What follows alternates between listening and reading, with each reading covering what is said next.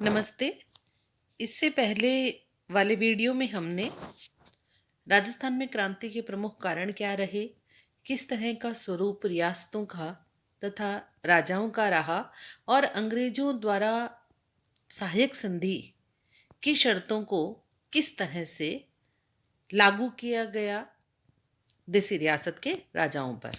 हमने पढ़ा कि राजस्थान में उस समय अंग्रेजी सैनिकों की 6 छावनियां थी। 1857 में अंग्रेजी सैनिकों की 6 छावनियां थी, जिसमें थी नसीराबाद, नीमच, देवली, ब्यावर, एरिनपुरा और खेरवाड़ा। और इसमें केवल 30 अंग्रेज अधिकारी थे। आज की वीडियो में हम पढ़ेंगे नसीराबाद में क्रांति। अगर आपको क्लासेस अच्छी लग रही हों तो प्लीज़ इसे लाइक करें, शेयर करें और चैनल को सब्सक्राइब करें। नसीराबाद में क्रांति। राजस्थान में क्रांति का सूत्रपात नसीराबाद में हुआ। इसके निम्न कारण रहे। उस समय नसीराबाद में 15वीं और 30वीं बंगाल नेटिव इन्फेंट्री, भारतीय तोपखाने की सैनिक टुकड़ी तथा पहली बम्बई लार्सेंस के सैनिक विद्यमान थे। मेरठ विद्रोह की सूचना से 15वीं नेटिव इन्फेंट्री के सैनिकों ने सोचा कि सारी कार्रवाई भारतीय सैनिकों को कुचलने के लिए की गई है और तोपें भी उनके विरुद्ध प्रयोग करने के लिए तैयार की गई हैं और उनमें विद्रोह की भावना जागृत हो गई। पहला कारण तो देखो ये रहा। दूसरा कारण क्या रहा कि 15वीं बंगाल नेटिव इन्फेंट्री की एक टुकड़ी काफी समय से अजमेर शस्त्रागार की रक्षा कर रही थी, लेकिन अंग्रेजों ने क्या किया, वहां पे उन्होंने को संदेह हुआ कि कहीं यही विद्रोह ना कर दें और शस्त्रागार से जो शस्त्र लेकर के और उसका उपयोग क्रांति में कर ले, तो उन्होंने उनको वहां से नसीराबाद भेज दिया। इससे सैनिकों के मन में ये धारणा बन गई कि उन पर अविश्वास किया जा रहा है और वो ब्रिटिश अधिकारियों से नाराज हो गए। भाई मूल कारण जो है वो हो सकता है कि अंग्रेजों का के प्रति सैनिकों का असंतोष रहा हो, लेकिन केवल सैनिक विद्रोह ये नहीं थी। 1857 की क्रांति केवल सैनिक विद्रोह नहीं थी। ये जो बात है इसको हम आगे और देखेंगे।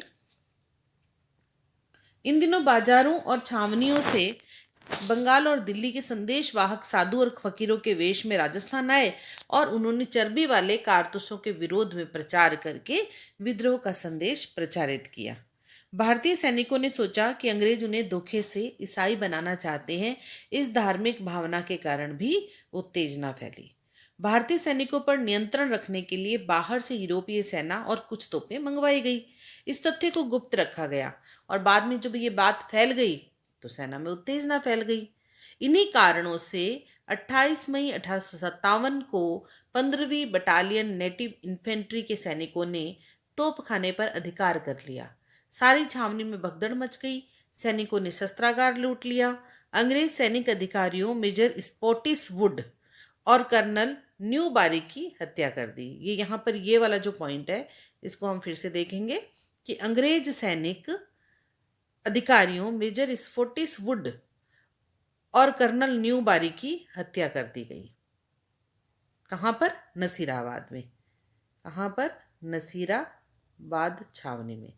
नसीराबाद छावनी में मेजर स्पेटिस वुड और कर्नल न्यू बारी की हत्या कर दी।